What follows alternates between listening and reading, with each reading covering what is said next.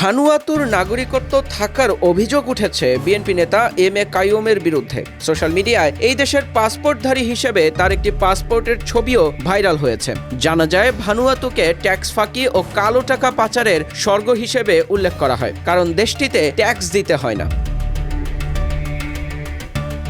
পাসপোর্টের তথ্য অনুযায়ী 2024 সালের 12 September M A Qayyum ভানুয়াতুর passport অর্জন করেন। পাসপোর্ট নম্বর RV দিয়ে শুরু, শেষে 7টি সংখ্যা, শেষ 2 অঙ্ক 26। পাসপোর্টের মেয়াদ 2034 সালের 11 সেপ্টেম্বর পর্যন্ত। জন্ম তারিখ 2রা ফেব্রুয়ারি 1963, যা হলফনামার সাথে মিলে গেছে। পাসপোর্টের ডিজাইনও ভানুয়াতুর মূল পাসপোর্ট ডিজাইনের সাথে মিলে গেছে। যাচাইয়ের জন্য ভানুয়াতুর অন্তত 2 জন নাগরিকের পাসপোর্টের সাথে মিলিয়ে দেখা হয়েছে।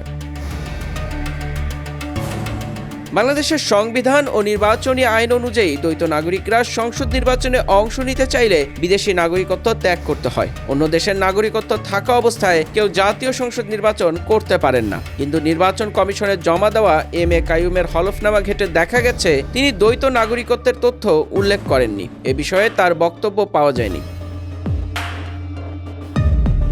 এদিকে ভানুয়াতু রাষ্ট্র বিদেশি নাগরিকদের বিনিয়োগের বিনিময়ে নাগরিকত্ব দেয় বলে জানা গেছে। প্রতি প্রার্থীকে ন্যূনতম $1,30,000 বিনিয়োগ করলে 2 থেকে 3 মাসে নাগরিকত্ব পাওয়া যায়। ভানুয়াতুর পাসপোর্টধারীরা 83টি দেশে ভিসা ছাড়াই ভ্রমণ করতে পারেন, যার মধ্যে Switzerland, Russia, Singapore, Hong Kong, Bahama, Cambodia, মালয়েশিয়ার নামও রয়েছে। তবে নানা অভিযোগের ভিত্তিতে ইউরোপীয় ইউনিয়ন 2023 সালের ফেব্রুয়ারিতে এবং যুক্তরাজ্য 2024 সালের ডিসেম্বরে ভিসা মুক্ত সুবিধা স্থগিত করেছে।